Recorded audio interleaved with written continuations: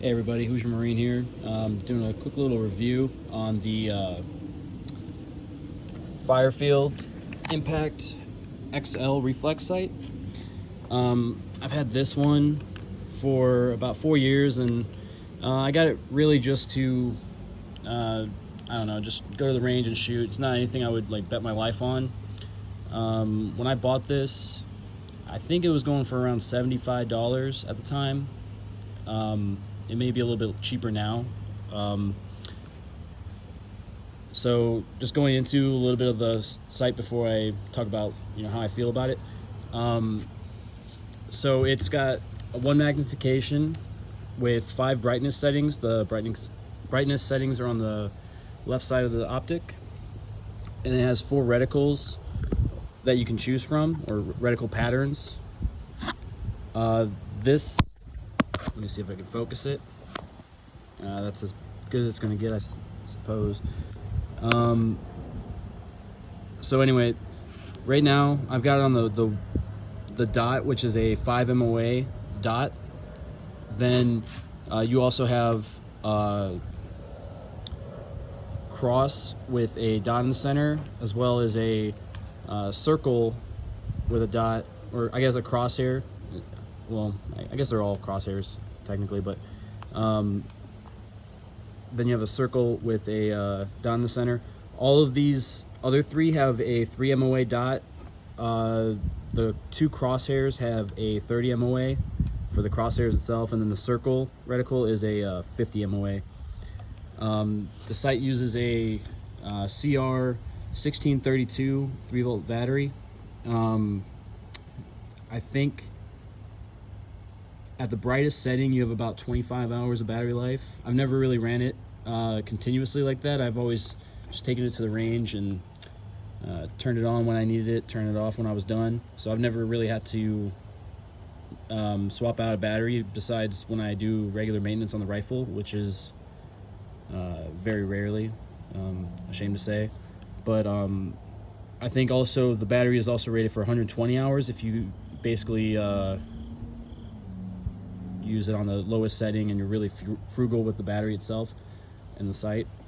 The sight itself is rated for a 308, but clearly this is 7.62 by 39, so I'm well within what it's capable of handling.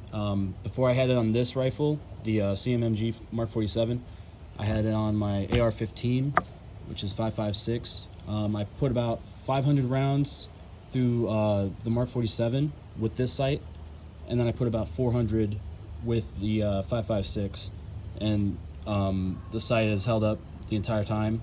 For what it is, I'm kind of blown away based on how much I paid for it, but again, it's kind of a cheap little sight.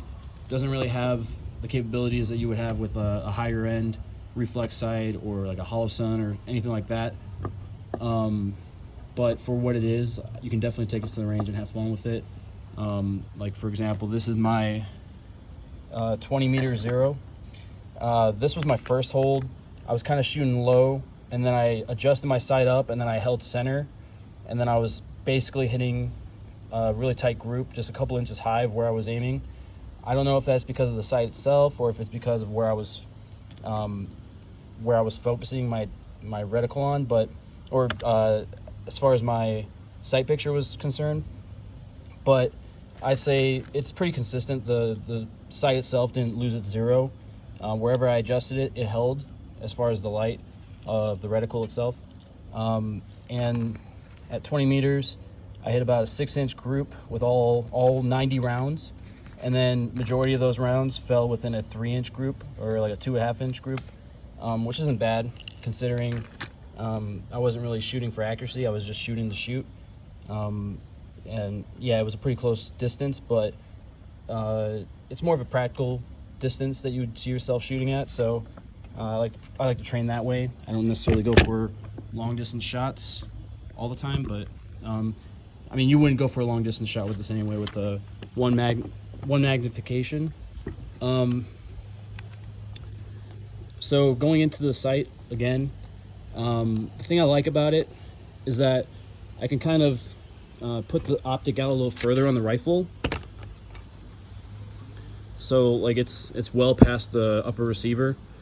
It's pretty much on the handguard, and I'm still able to get a good sight picture with it from a halfway extended stock.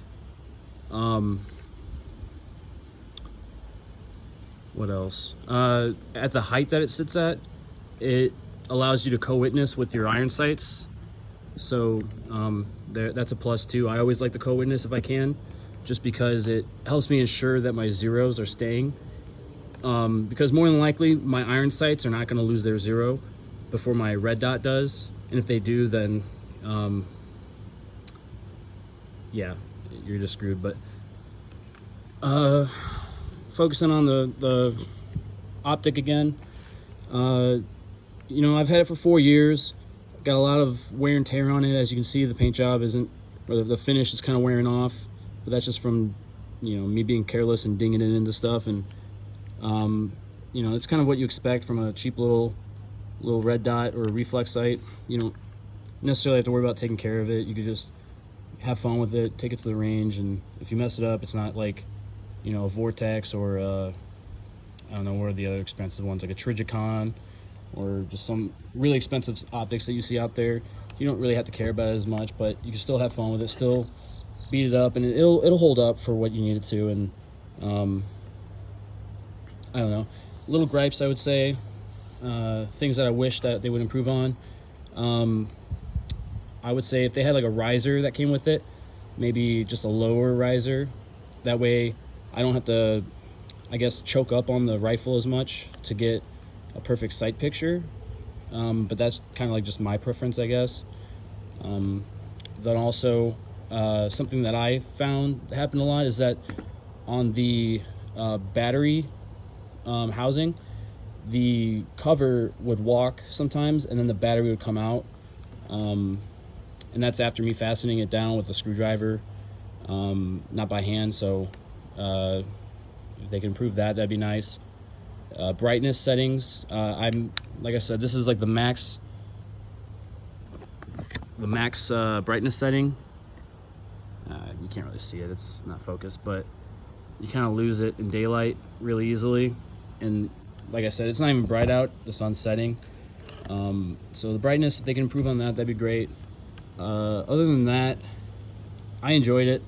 I would buy it again, but for now, I think I've basically used it up as much as I want to. I want to try new things, but I kind of like the idea of spending as little as possible and getting the most out of it, especially for the simple fact that I'm not, you know, depending my life on these things. I just go to the range and shoot them. So that's basically it for the Reflex. The next thing I'm going to put on this rifle is I'm going to put the Firefield Rapid Strike. That's the 1x6 scope, or LPVO. I'm going to put that on here, see how it shoots.